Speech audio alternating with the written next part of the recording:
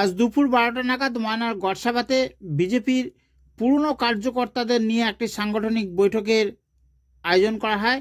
যেসব নেতৃত্ব একসময় কোনো না কোনো পদে ছিলেন, দলকে নেতৃত্ব দিয়েছিলেন, কিন্তু বর্তমানে কোনো পদেই নেই, এইরকম নেতৃত্বরাই মূলত এই বৈঠকে উপস্থিত ছিলেন। আগামী লোকসভা ভোটকে সামনে রেখে মোদিজির হাতকে শক্ত করতে এই বৈঠকের আয়োজন করা হয় বলে জানা গিয়েছে। মূলত তমলুক লোকসভাতে তৃণমূলকে পরাস্ত করতে এই সাংগঠনিক বৈঠকের আয়োজন করা হয়। এই বৈঠকে উপস্থিত ছিলেন তমলুক সাংগঠনিক জেলার প্রাক্তন সভাপতি তথা রাজ্য সম্পাদক তপন ব্যানার্জি, জেলার প্রাক্তন সাধারণ সম্পাদক নারায়ণ মাইতি সহ একাধিক নেতৃত্বরা। আমরা এমন একটা রাজ্যে বাস করছি যে রাজ্যের সরকার গন্ধা, যে রাজ্যের সরকার তার অধিকাংশ মন্ত্রী ইতিমধ্যে জেলের মধ্যে আছেন।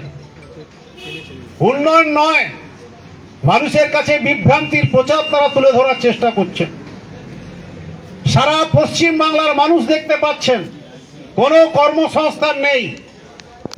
একেবারে শিক্ষা থেকে আরম্ভ করে খাদ্য, সমস্ত ক্ষেত্রে দুর্নীতির পাহাড় প্রমাণ।